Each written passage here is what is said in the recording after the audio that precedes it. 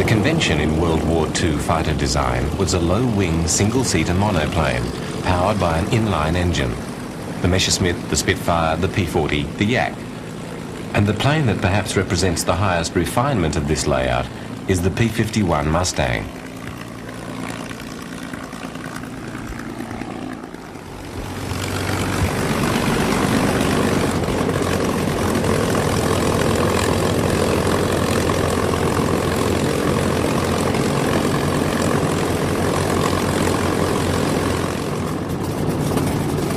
It was a plane that, far from being a radical design innovation, was very much a homogenization of the conventional wisdom of fighter aircraft into one of the last and perhaps the greatest of mass-produced piston-engined fighters.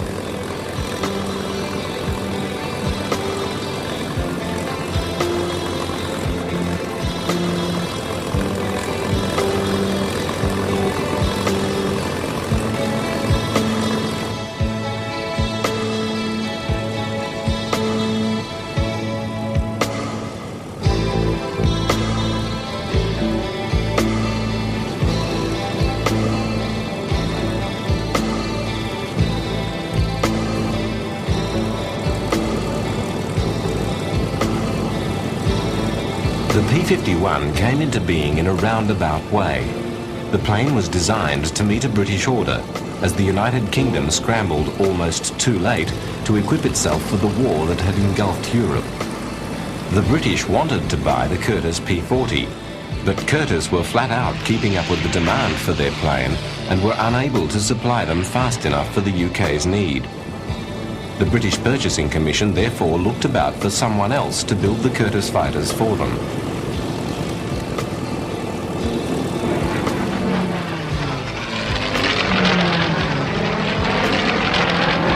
One company that had already impressed the British greatly was North American Aviation. In 1938, the UK had placed orders with that company for its AT-6 Harvard trainers. The company was a newcomer to aircraft manufacture, having first committed itself to the field in 1934. The Harvard, its first major sales success, was a well-designed conventional plane, and the British were very favourably impressed by it. What had impressed them even more was the quality of its manufacture.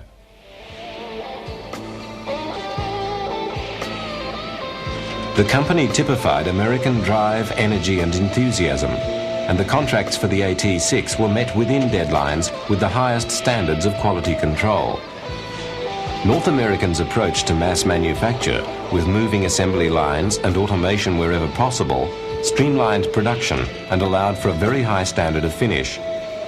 Their planes were built with a minimum of fuss, and though North American may not have been contributing hugely to aviation design at that stage, they were certainly breaking new ground in manufacturing systems.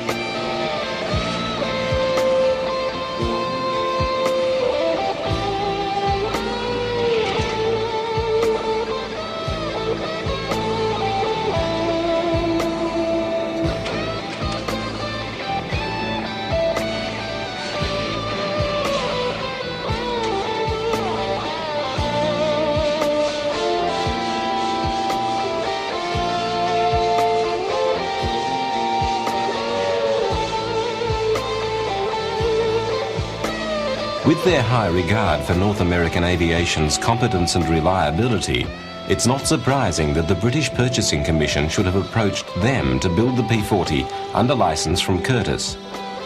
Although North American were willing to comply with the request, they did not have much enthusiasm for building a rival manufacturer's aeroplane, and the president of the company, J.H. Kindleberger, an astute engineer and persuasive salesman, suggested that the company would build an entirely new and better fighter for the British. He undertook to complete the design and construction of the first plane in the 120 days it would have taken to tool up for production of the P-40. The P-40 was a development of the series of Hawks built by the Curtiss Company, based around its successful but underpowered P-36 design, which dated from 1934. The P-40, fitted with an Allison engine that was supercharged for medium altitudes, was best suited to lower level flying. Being based on a tried airframe that was already in production, it offered low cost and early delivery, and simply because of its availability, it had been ordered in large numbers as a stopgap while work went ahead on more advanced designs. Somehow it was to stay in production for most of the war, even though its design was outdated when it was first produced, having been overtaken by the Messerschmitt 109 and the Hurricane and Spitfire and other European designs. Planes with greater maneuverability and firepower, and with a clearer role as fighters. In November 1939, the British wanted the P-40 for the same reason that the US was buying it. It was the best available American fighter. The Lockheed P-38 was still far from ready, and the P-47 was still to take shape, even on the drawing board. So they wanted the P-40.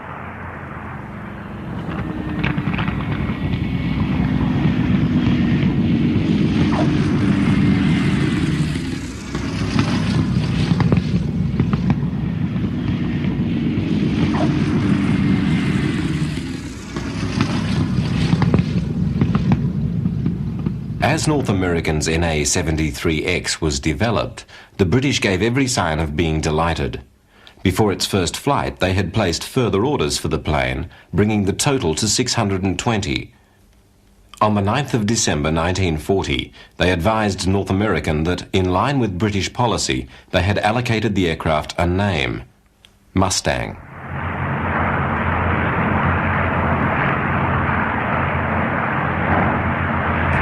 The prototype had been ready in 102 days, but then waited for its engine, which was 20 days late.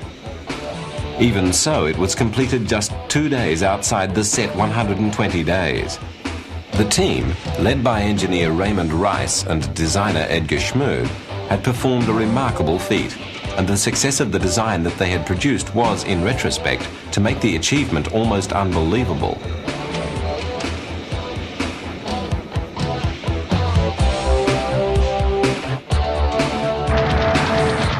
USAAF had taken 2 Mustangs for evaluation and, not overly interested, had only placed orders for the plane, given the designation P-51, as part of a Lend-Lease package. These carried 4 20mm cannon in place of the earlier version's 8 machine guns. After Pearl Harbor, 57 of these were retained by the Air Force. Though the plane had been evaluated as an excellent airframe, fast, maneuverable and long-ranged, the limitations placed upon it by its engine had seen it classed as unsuited to escort work, but suited to tactical support and reconnaissance missions. A part of its secret was its use of the then-new laminar flow wing, which shifted the thickest part of the wing as far back as was practical to limit drag.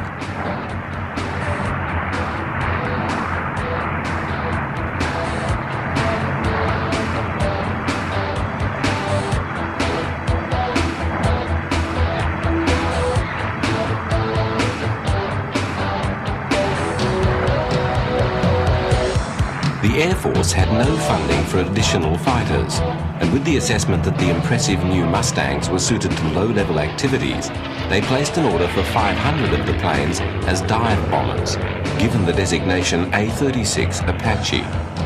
The A-36 stuck to the variant, but they were universally known as Mustangs. With the low-level restriction of the Allison engine, these were to be the epitome of the mark, purposely equipped as tactical support planes, aerial artillery. Seen here in desert condition training in the US, the A-36s were to see considerable service. They ended the war with a record of delivering more bombs per sortie than any other USAAF fighter bomber.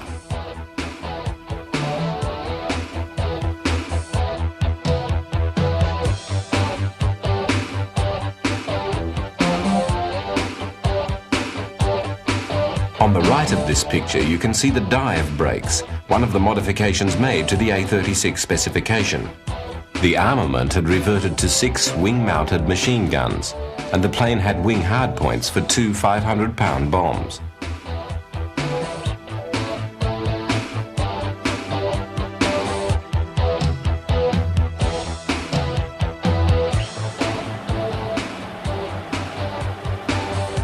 Though events were to remould the future of the design, at this stage of its development it was hampered by its engine. The Allison's power died as the plane climbed, leaving it sluggish and unresponsive. Pilots enthused about its performance at low level, where it was speedy and agile. In fly-offs with captured German planes, it had held its own very competently until the altitude soared. Therefore, it was logical to utilize it in low-level missions, which in the main were tactical missions, support of ground troops, photographic reconnaissance, or flying cover on a battlefield. It was a simple step to recast them as dive bombers, and they were effective tactical support aircraft. It was evident that the airframe had many virtues, but the actual plane was a limited thing, and it was given tasks that seemed to fit its limitation.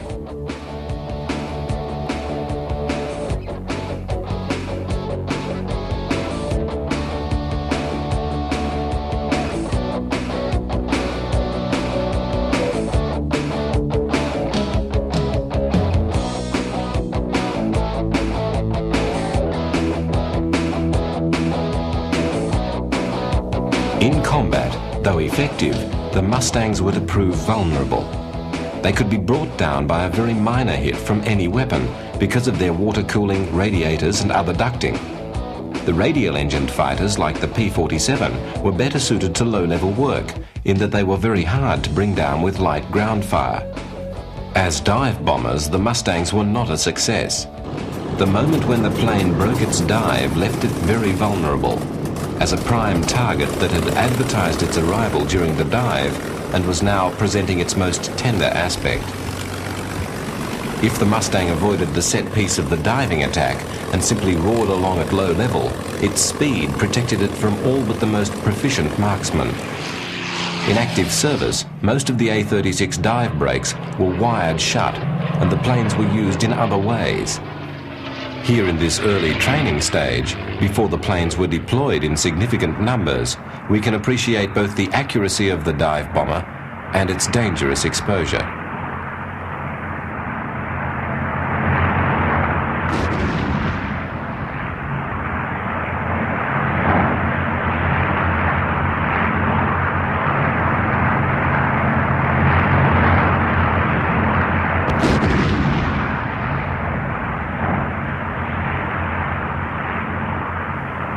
In active service, the A-36s and other Allison Mustangs used in low-level missions were powerful weapons.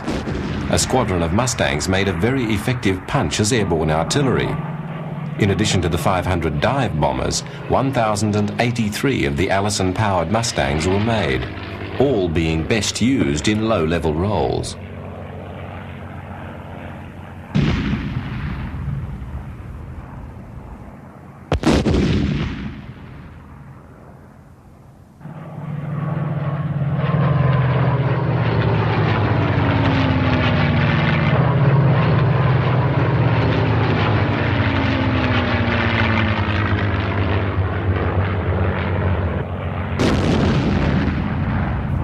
The machine guns delivered an accurate, focused firepower in strafing, and the A-36 groups were also credited with the perfection of skip bombing, using delayed fuses and dropping the bomb short of the target so that it bounces into position to explode.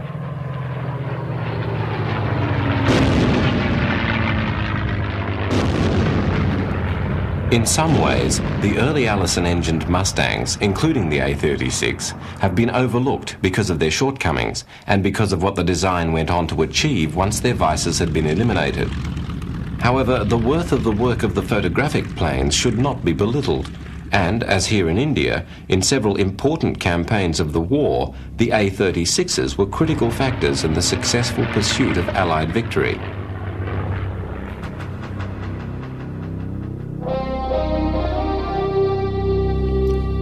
As the Allies fought their bloody way across Burma to open land links with the beleaguered forces in China, The nature of the terrain and the lack of any roads or railways saw the troops on the ground become almost totally reliant on the air for supplies and for artillery. There was no way to carry anything bigger than a mortar with them, and certainly not a howitzer. But the Mustangs were there. With forward air control direction, the A-36 pilots were able to deliver accurate tactical support and clear obstacles ahead of the troops. Their constant harassment kept the enemy unbalanced and undermined the worth of the continuing establishment of strong points along their lines of retreat.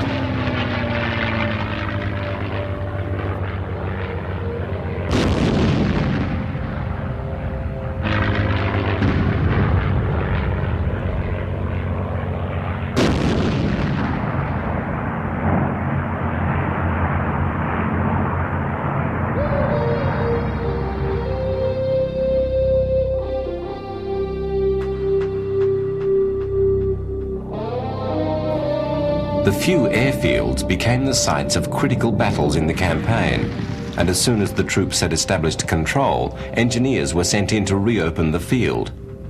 To fly in tractors and other vehicles, the dangerous and wasteful gliders were used, and runways were hurriedly repaired so that the transport planes could be landed safely.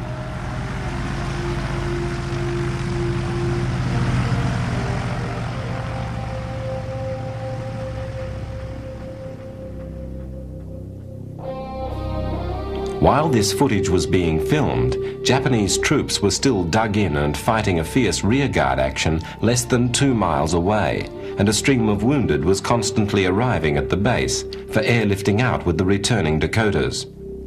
Had the Japanese had any artillery, they would have been able to shell the airfield from their positions. But instead, emergency medical stations could function in the open beside the runways, with only the occasional air raid to threaten procedures.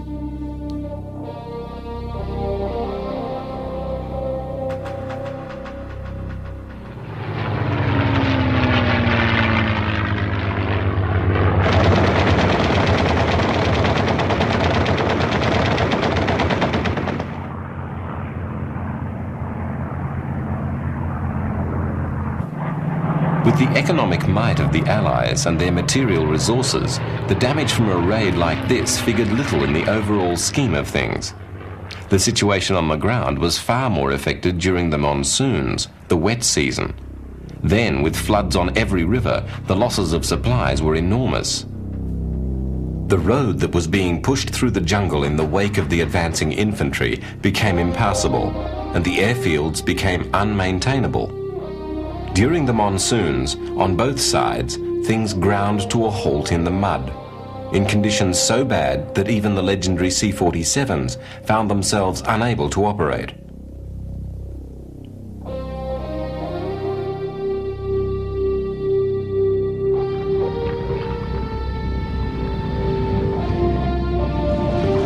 To fly planes in these conditions required daring, determination, skill, and lots of luck.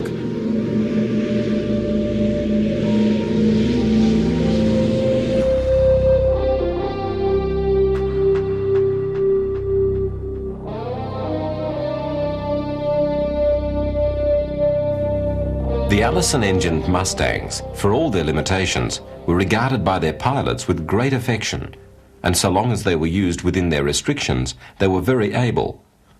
They were also a pleasure to fly, responsive and urgent but very controllable and well behaved. Reports on the plane from 1941 on had constantly enthused about its performance when its engine was delivering adequate power. And in retrospect, it seems inevitable that the virtues of the airframe would suggest to someone that the plane be given a better engine. The engine that was eventually suggested in mid-1942 was the Rolls-Royce Merlin, the same engine as the illustrious Spitfire.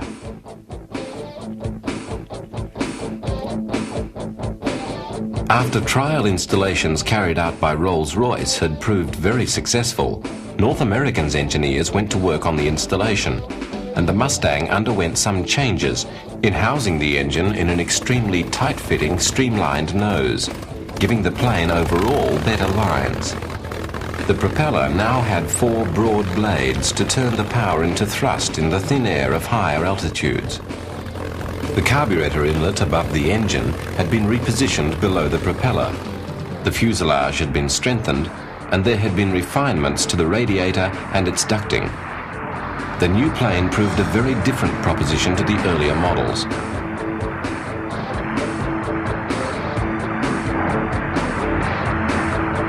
Where the Allisons had been smooth and silky, the Merlin-engined planes were noisy, skittish, and needed more attention. However, the returns were overwhelming. At height, it could now outperform anything in the sky. Its top speed had gone from 380 miles an hour to 440, and its rate of climb and reserves of power for emergency maneuvering had increased. The Mustangs were startlingly improved and ready to re-enter the war as a more important factor.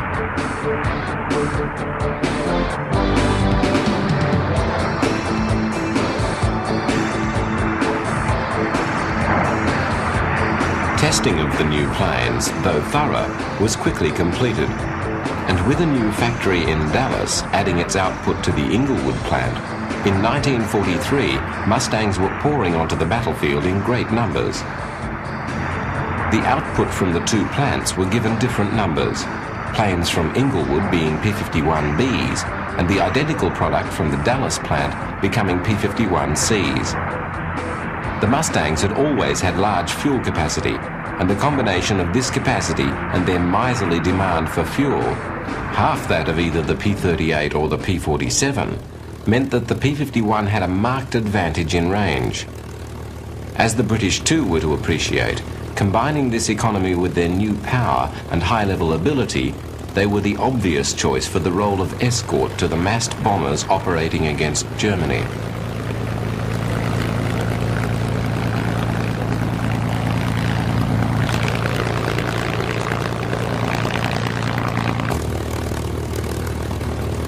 The 8th Air Force had been crying out for a plane with the Mustang's capability, and though the first Bs were assigned to tactical groups with the 9th Air Force, the Strategic Command first borrowed them and then swapped them for some of their P-47s to use them as long-range offensive fighters supporting the bombing.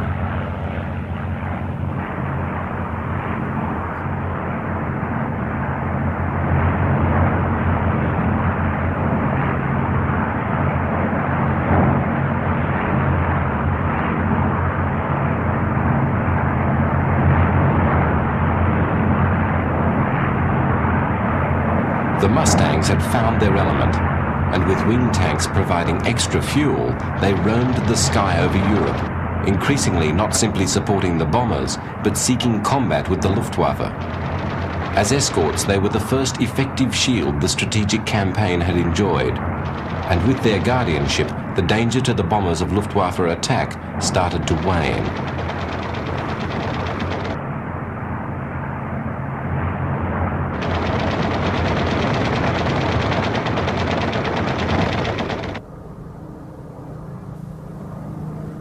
As their numbers increased, there was now no doubt about their role in the European theatre. There was simply no better escort fighter anywhere at the time, and their greater availability was paralleled by an increasing dominance of the air over Europe by the Allied air forces. The Luftwaffe's pilots were used to enjoying at least parity with the opposing fighters, if not overwhelming advantages. Against the Mustang, they were not matched, but bettered. From bases throughout Europe, the Mustangs held increasing sway over the air war. One of the units flying the Mustang was the all-Negro 322nd Fighter Group, which operated from Italy and was involved in several of the war's most famous missions, including the attacks on the Romanian oil fields around Ploiești. Working in fairly basic conditions from temporary fields, groups like these put in their contribution with dedication and effectiveness.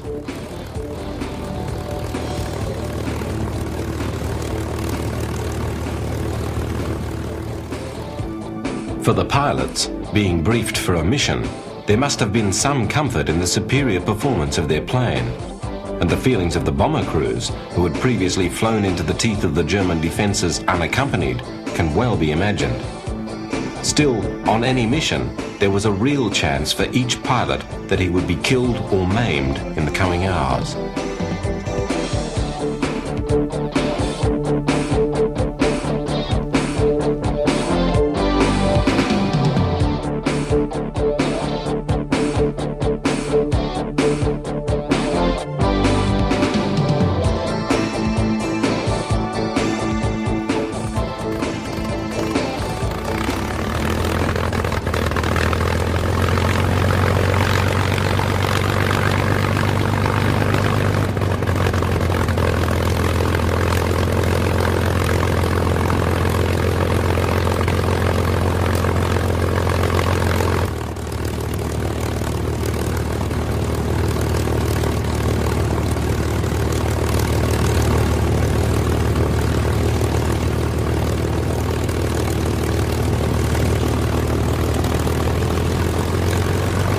The impact of the Mustangs on the campaign in Germany is reflected in the comment of Goering at Nuremberg, that when he looked into the skies over Berlin and saw Allied fighters shepherding the bombers to their deadly work, he knew that Germany had lost the war. The planes he was referring to were Mustangs.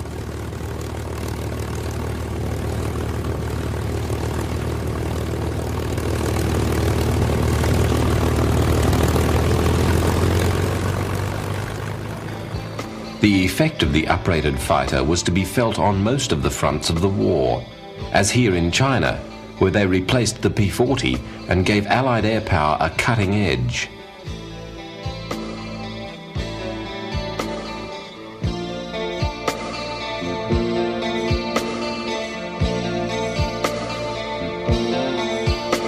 Once again, operating from primitive bases, this time at the end of a supply line of almost bizarre complexity, the Mustang's range and power were used to quickly establish air superiority against the outmoded and outclassed enemy equipment.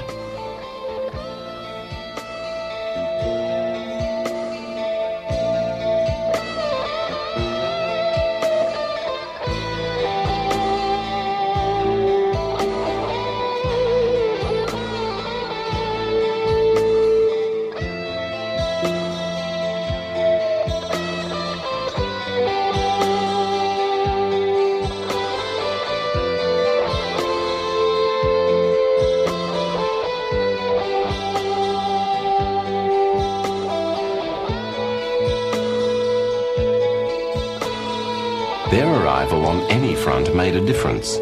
In a relative backwater like the China campaign, even a few Mustangs made an immediate impression.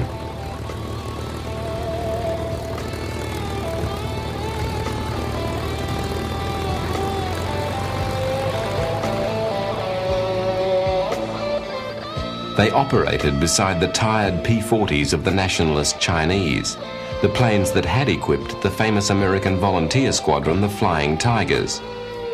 The surviving American pilots, most of them aces, had moved on to sprinkle that very rare and very valuable commodity, experience, through the United States Air Forces, leaving behind the long, slogging campaign against the Japanese in China that was to drag on to the war's end.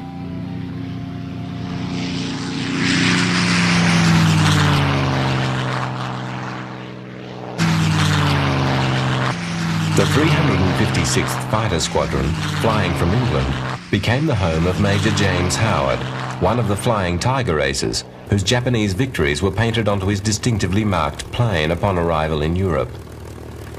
He became famous for his exploits on the 11th of January 1944, when he took on 40 German planes, mostly Messerschmitt 110s, that had managed to mount an attack on a group of B-17s. This, his gun camera footage from that dogfight, shows his targets as he continued to attack the overwhelmingly superior number of enemies until assistance arrived. He was involved in the little battle for 30 minutes and was credited with 3 definite and 3 probable victories in the encounter.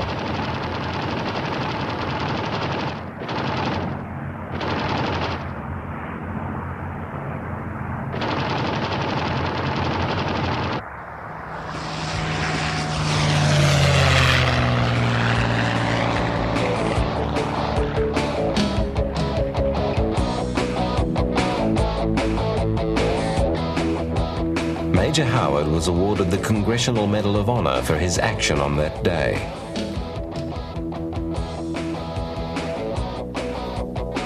Among the few criticisms the RAF had made of the Mustang was a dual complaint about the canopy. It didn't allow the pilot to look behind him, and a tall pilot was very uncomfortably cramped against the roof of the cockpit.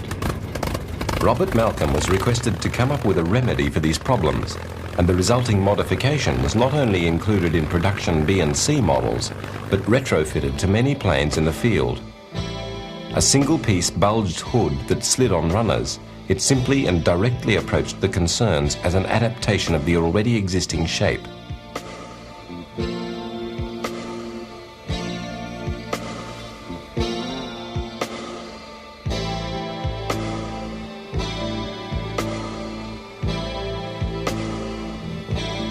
North American's Los Angeles factory was considered to be vulnerable to Japanese bombing, and for much of the war it was cloaked with extensive skirts of camouflage, which not only disguised the buildings, but covered the outdoor run-up lines for the various marques being manufactured at the plant.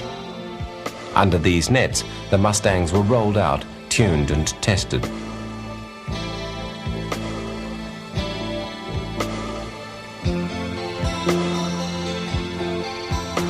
The Inglewood netting was to see the arrival of the next Mustang model, the D, with its teardrop canopy that made the Malcolm-designed hood redundant.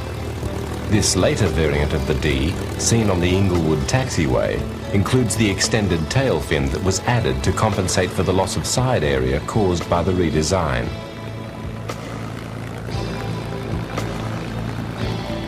As could have been expected from a company with North American's reputation for manufacturing efficiency, the mass production of the P-51 was carried out in factories that were models of technical refinement. The superb organization and automation of the production lines enabled the delivery of over 9,000 Mustangs during 1944 alone. The company's success with its first fighter, together with its other designs like the B-25 Mitchell bomber, saw it produce more planes during the war than any other American manufacturer. 15,586 Mustangs alone were to be made.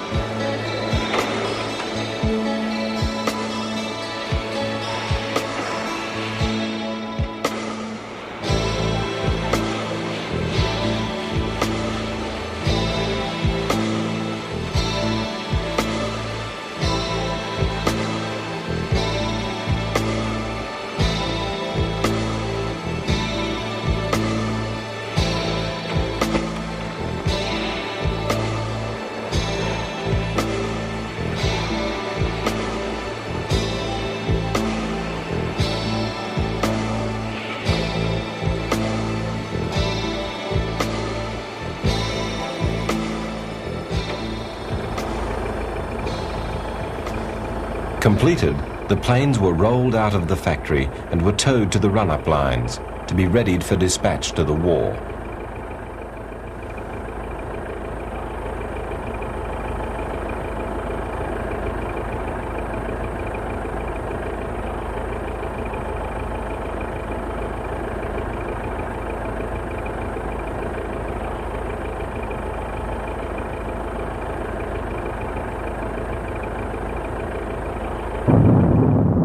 The heavy bombing campaign in Europe continued, and from May 1944, the P-51Ds swarmed into the theatre in large numbers to join the B and C Mustangs that were, to give an indication of their proliferation, already equipping 8 groups of the 8th Air Force operating from Britain. They were the critical edge that supported the Allies' drive for air supremacy and maintained that dominance through to the end of the war in Europe. The Luftwaffe continued to throw its resources against the onslaught. In the face of the continued assault on the German cities and the increasing focus of the attacks onto the aviation industry plants and the fuel and transportation systems, the Nazi air arm had no option but to press its defense to the limit, but at costs in pilots and planes that could not be sustained.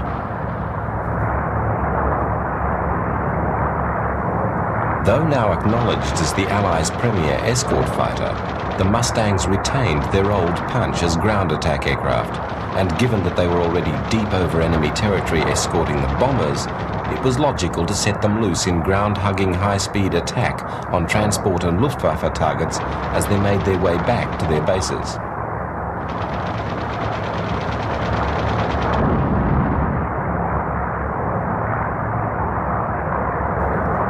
On the 4th of March 1944, for the first time, Mustangs supported the bombers on the 1,100-mile round trip to Berlin. This long-range capability of the Mustangs was, from then on, exploited routinely in penetration missions against the tottering Reich. In their activity in the European theatre, the Mustangs flew 213,873 sorties, with 4,950 German planes claimed as shot down and a further 4,131 destroyed on the ground. The aerial victories account for almost half the total claimed by all American units for the European theatre in the period after P-51 deployment. On the other side of the ledger, there were 2,520 Mustangs lost in combat, shot down, lost because of mechanical failure, or rarer but still a factor, lost because of pilot error. In this sequence, which we have slowed to quarter speed, the combat cameraman has captured a pilot's mistake, and we see the horrific result as two Mustangs on a ground attack sweep collide and plough into the ground.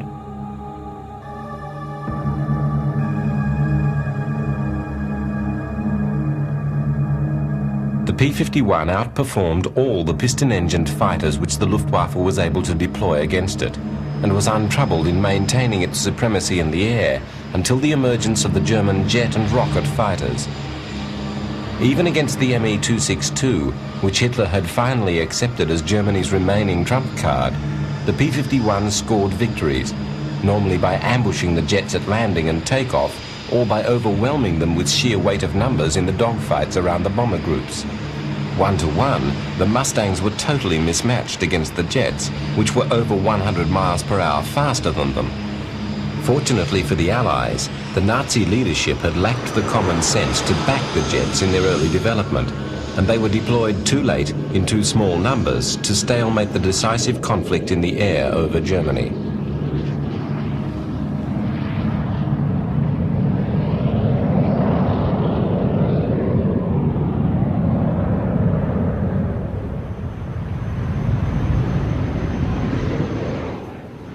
Speedier still, but more eccentric and ultimately of far less use than the 262, was the Me-163 Comet rocket plane, popularly known as the Devil's Sled, which could reach nearly 600 miles per hour.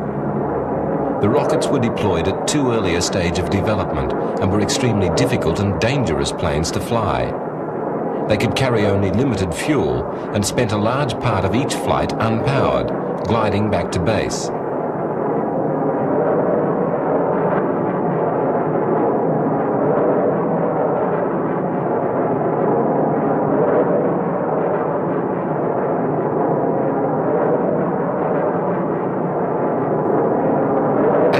Speed, it was immune to interception from the escorting fighters, but could only manage mostly ineffective passes at the bombers before it ran out of thrust.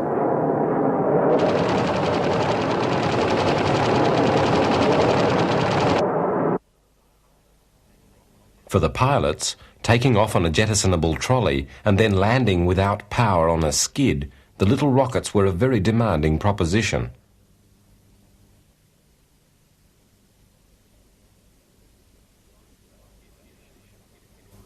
In addition, in its glide phase, it was susceptible to attack from the Allied fighters and unable to defend itself or take evasive action.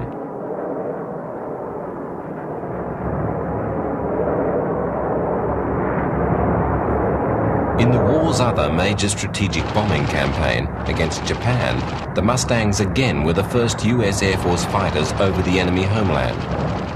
The Japanese Air Force had already been effectively destroyed in the far-flung battlefields of Asia and the Pacific, its pilots wiped out, and its designs, aging but still in production, totally outclassed by the newer and more powerful American planes. The heyday of the Zeros in the early clashes had been brief, and as the US carriers and Air Force groups received the new marks, the Japanese had quickly lost their ascendancy in the air. With the Mustangs loose from Iwo Jima, there was no destination outside the reach of fully fighter-protected US bomber groups. Within weeks of the 19th of February landings on Iwo Jima, on the 6th of March 1945, strips had been prepared and the Mustangs of the 15th Fighter Group had taken up residence. They were joined on the 15th by the 21st Group. On the 7th of April, they mounted their first major sweep of the Japanese homeland when the 6 squadrons of P-51s escorted B-29s to Nakajima, near Tokyo. The Japanese lost 21 aircraft in attacking the formation and succeeded in downing only 2 Mustangs. No B-29s were affected by the Japanese planes. This set the pattern for what was to follow. A further group was deployed in late April, and by the 22nd of June, the 3 groups had flown 832 missions. The B-29s were flying from the Marianas and had further to go than the P-51s. But even so, the round trip for the fighter pilot was a major endurance test. The flights, which were the longest regular escort missions of the war, lasted nearly 8 hours and were mostly over water. For the first 2 hours of the flight, the pilots had another problem, in that the fuel tank added inside the fuselage affected directional stability in flight, and until that tank had been emptied, the pilot needed even more than usual strength and attention to control the plane.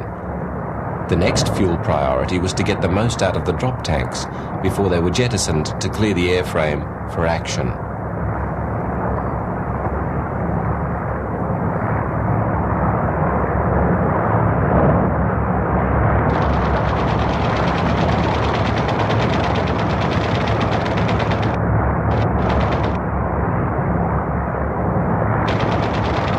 Stripped of cover, the whole of Japan was open to the coldly remote and impersonal attack of the airmen.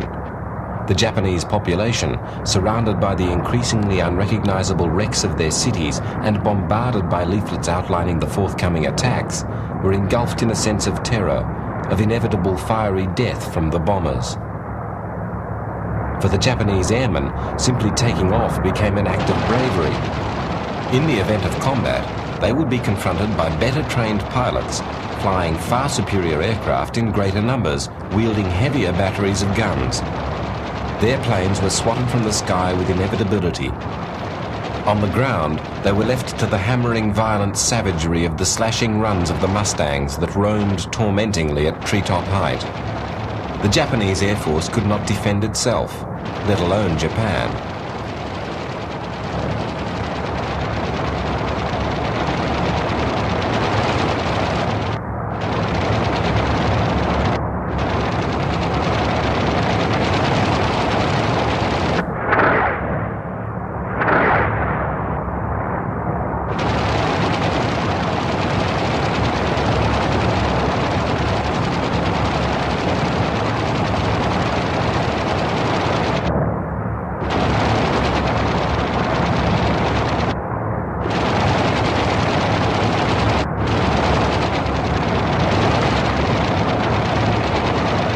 The last months of the war are a testimony to the stubbornness and pride of the Japanese government. The immense bloodshed and destruction wrought in Japan was without sense or need. A more pragmatic regime would have accepted its fate. Doubtless, the Mustang pilots, returning cramped and exhausted to Iwo Jima, would have preferred to have been able to go home. Then, with the atomic attacks, the Japanese finally collapsed and it was over. The P-51s flew their last missions on the 14th of August, the day that Hirohito finally announced acceptance of the Allies' conditions.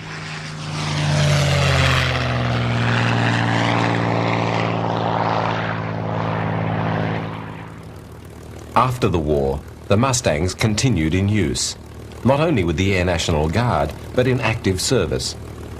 Those retained were the Ds and the later long-range H models. With the development of US jets, it was obviously only a matter of time before they would be replaced, having already been superseded. Not only in the US, but around the world, the 51 stayed in service, equipping the air forces of many countries.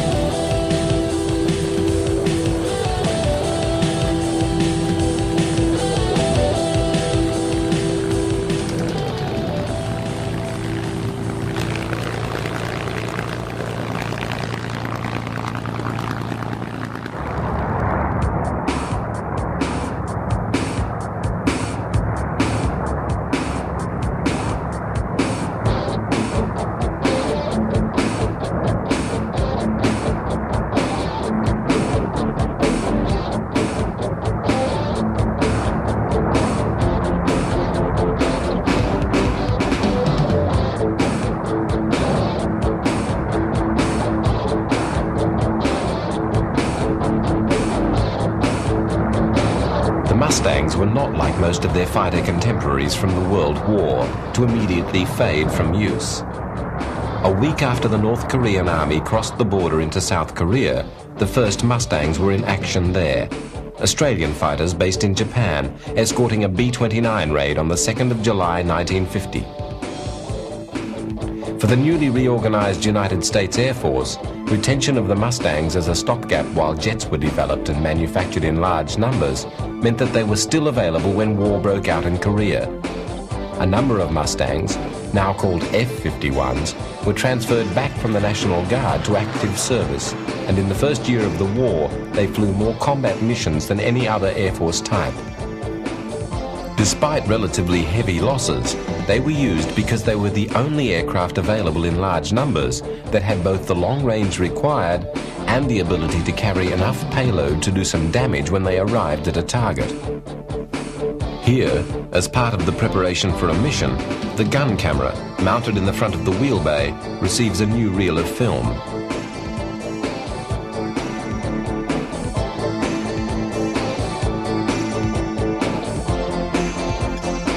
Usually laden with bombs and rockets, they served as ground support, flying over inhospitable mountainous terrain which offered little chance of successful forced landing.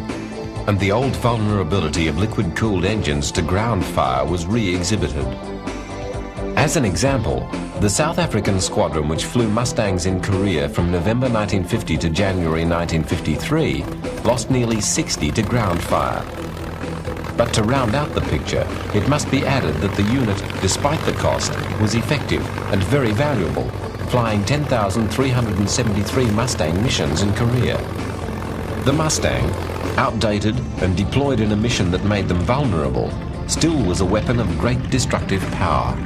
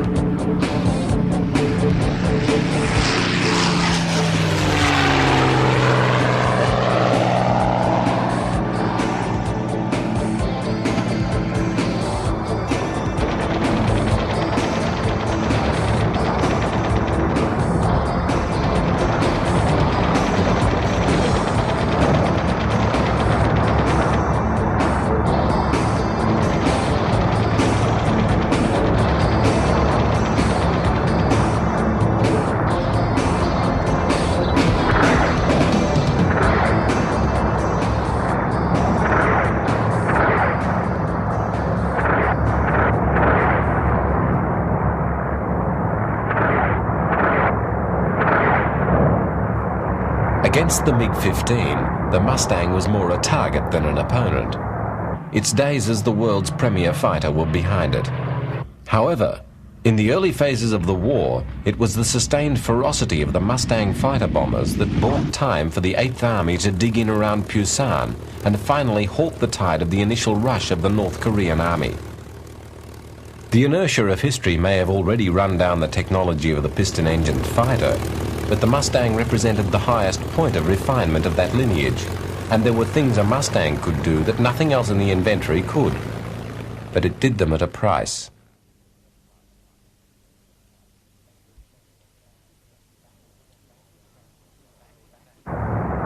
Back with the National Guard, the planes flew on to the mid-50s in United States use, and a very few stayed with the Air Force for another 20 years as chase planes. The P-51 scattered all over the world, to China, Australia, where the last Mustangs were made, Sweden, almost all the South American republics, the Caribbean, and elsewhere. They formed the backbone of the infant Israeli Air Force and flew in combat with real effect in large numbers for the last time in the 1956 Desert War. They were still frontline planes in air forces like that of the Dominican Republic and Indonesia into the 70s. In addition, they became the plane of choice for many civil flyers, for acrobatics, racing, or simply for pleasure.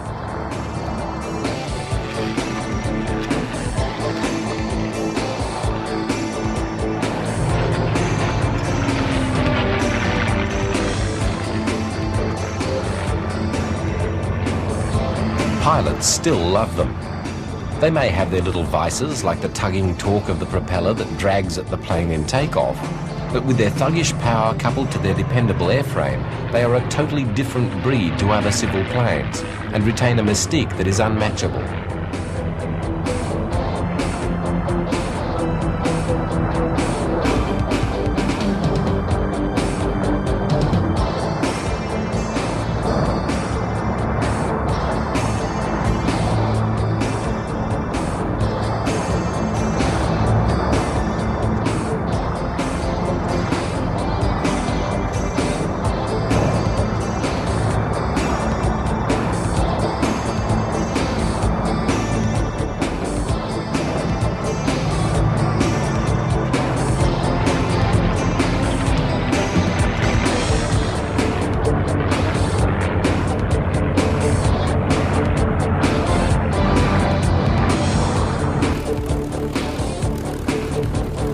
They were very well built to start with, and the examples still flying are maintained with such fanaticism and love that they will probably still be with us into the next century.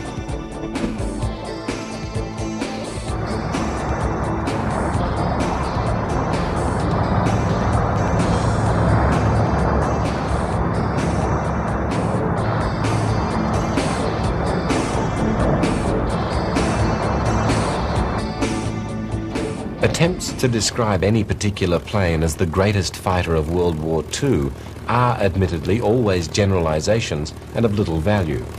Certainly one can list a handful of types as the outstanding planes, but to then pick one is asking for an argument. In this program we have repeatedly described the Mustang as the preeminent fighter of its day, despite the well-argued claims of those who back other marks, like the Focke-Wulf 190 or the Spitfire.